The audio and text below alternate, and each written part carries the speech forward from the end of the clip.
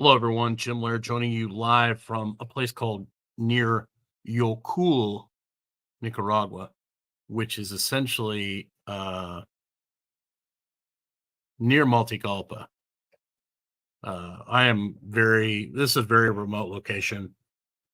So I'm testing this to see if I'll be able to do my live with Dr. Stillman in the morning, tomorrow morning, or if I need to go into town. So far, so good. It looks like it's working. If you're watching, let me know if you can hear me. That would be very helpful. So here I am. This is I am in a jungle mountain farm. This is a farm on the side of the mountain. It's a coffee farm. It's very, very, very impressive. It took me about 3.5 hours, 4 hours to get here on my motorcycle. The last part of the road was pretty intense. Uh, they're taking rock and crushing it into a finer gravel and packing it. So the road is definitely not for the meek of the week, but it's not terrible. Um, it'll definitely take about 45 minutes off the trip once they have the road straightened out. So Dr. Stillman and I are going to be doing a little chat tomorrow, how we can kind of incorporate exercise into your daily life, since our lifestyle's kind of taken that away from us. Then I just wanted to get on here and check and make sure that the connection was okay for tomorrow. And it looks like it is. So excellent. One thing I wanted to talk about is how the process kind of works when I meet with somebody in person, particularly when I used to work with a lot of people in person. I still get to work with a few people in person, but not as many as I used to. Most of the people I'm helping virtually through our coaching program. And the first thing I do is I sit down and actually talk to people about what their goals are. Most people have no idea what their actual goals are. Um, Many times their activities and their goals don't really line up. Like I'll have somebody that comes in, it's like, I want to improve my body composition. I want to look a certain way, or I want to get more muscular. And they're doing activities that don't really line up with that. So we want to make sure that people's activities line up with their goals, or educate them on what kind of, if their goals are to look good and feel good, what kind of things they need to be doing to get those sort of goals.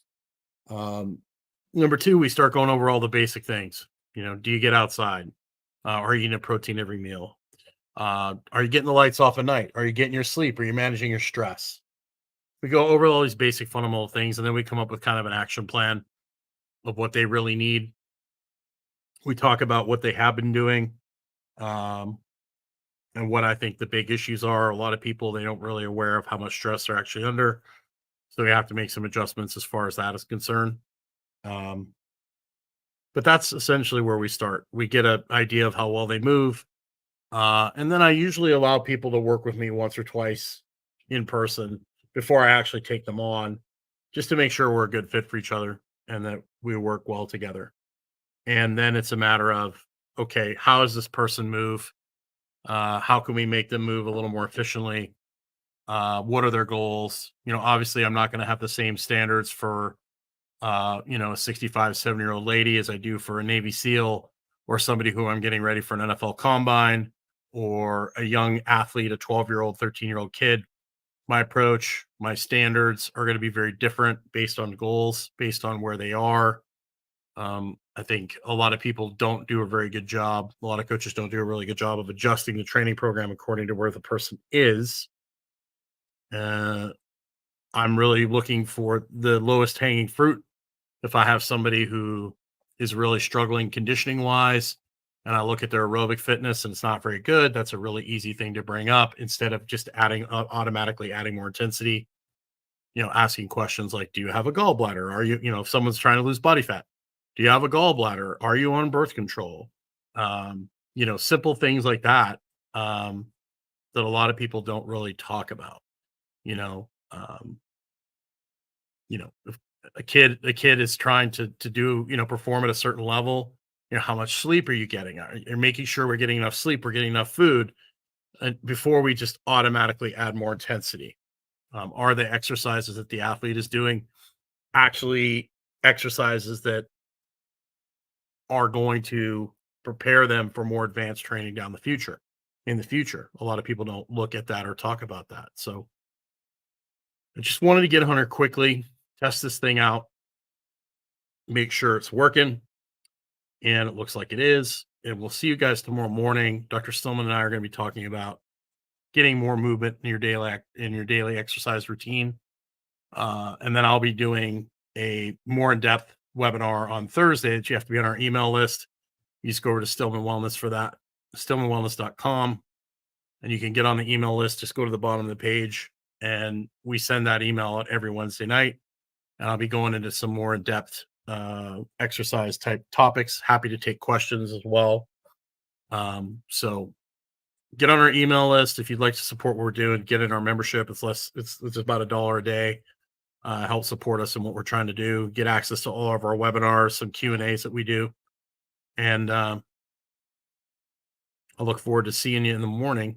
It is beautiful here, by the way. This is you can't really see behind me. There's some pretty big mountains behind me, but it's just kind of like this cloud forest, rainforest. There are thousands of hummingbirds rolling around here. You can hear them. They're all over the place. Beautiful flowers. Just incredibly gorgeous here. Very grateful to be able to hang out here and hang out of this area. I'm kind of exploring it. I think it might be somewhere where I spend a considerable amount of time, particularly when it's really, really hot here in Nicaragua, in just generally December through May is summer here. Right now, this is wintertime. And so it's a little cooler, obviously, the rainy season. So when it's really, really, really hot, it would be nice to be able to come up here to the mountains and hang out and have a little cooler place to live for a couple months.